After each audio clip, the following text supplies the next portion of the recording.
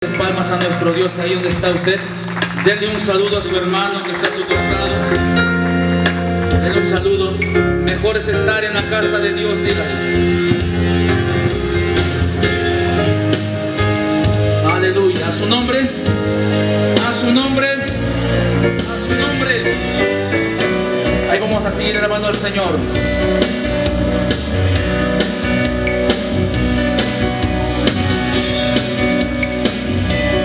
Gloria al Señor.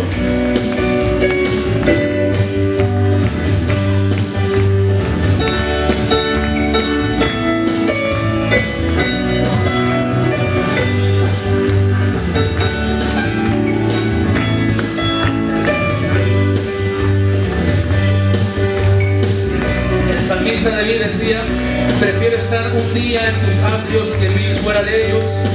Escogería antes estar en la casa de mi Dios que estar en la morada de maldad. Una alabanza que dice: mejor es estar en la casa del Señor.